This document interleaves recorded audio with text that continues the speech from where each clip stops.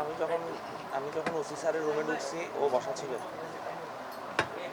ছিল এবং ওর থেকে ফার্স্ট আমি জিজ্ঞেস করছি কি হয়েছে।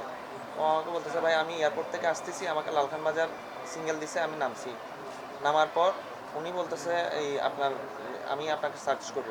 বলছে ঠিক আছে, সমস্যা নাই, আপনি সার্চ করেন। সার্চ করবে বলছে, তাহলে ও সিনজি দিয়ে গেছে। সিনজিতে গিয়ে ও ভিতরে ঢুকছে, ওকে গলা চেপে ধরে ওই আপনার এসআই এই ও ঢুকে যেতে চাইছে। ও ওইটা যখন একটা মানুষ, স্বাভাবিক মানুষের যখন গলা চিপে ধরবে, স্বাভাবিক ও ভয় পেয়ে যাবে। ও কী করছে, বাড়ি মারি ওনাকে বের করে দিচ্ছে, ধাক্কা মারে বের করে দিচ্ছে। ধাক্কা মারে বের করার পর ও নিজে বেড়ে গেছে। এবং ওই ওই পুলিশ যে এসআই ছিল, উনি বলে আপনার এই সিএনজি ড্রাইভারের কাগজপত্র সব চেক করছে। চেক করার পর ওই ওকে কলার ধরছে, যেটা এই পুলিশ কমিশনার সাহেবকে ও নিজে ব্রিফিং করলো।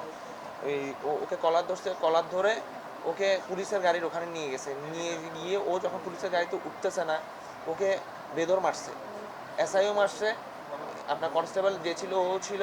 আবার বলে কি হতে ভাইয়া পাঞ্জাবি পরা একটা, ও এসে ফাইবার দিয়ে আমাকে বেদর মার শুরু করছে।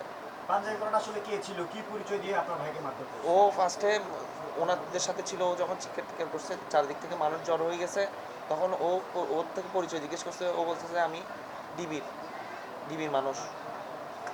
ও বলছে ডিবির মানুষ। তো যখন ডিবির মানুষ বলছে, তাহলে ওই আপনার পুলিশ কী করছে, উনি বলে থানার মধ্যে সেকেন্ড অফিসার না, ডিবির ওনার কার্ড ইস্যু করতে বলছে পাবলিকে। দেখাতে বলছে? হ্যাঁ, দেখাতে বলছে, উনি দেখাতে ব্যর্থ। আবার আপনার এসআই যে ছিল, উনি বলে আপনার থানায় এই সেকেন্ড অফিসার সাহেবকে ফোন দিছে, ফোন দিয়ে বলছে যে ওনাকে ওখানে মারতে যাচ্ছে, পুলিশ ফোর্স পাঠাতে। ওখান থেকে পুলিশ ফোর্স গেছে, পুলিশ ফোর্স গিয়ে নাইমকে সহ নিয়ে এখানে চলে আসে, থানায় চলে আসছে। থানায় চলে আসার পর ও বলতেছে যে ভাইয়া আমি ওনাকে বারবার বলতেছি আমার ব্যাগ চেক করেন। উনি হয়তো আমার ব্যাগ চেক করে নাই, উনি আমাকে গলা বেড়ায় ধরে আমাকে বেশি মারছে। আর এত অকথ্য ভাষায় গালাগালি করছে, ও বলে বুঝাতে পারবো না। নাইম আসলে কোথা থেকে আসছিলেন?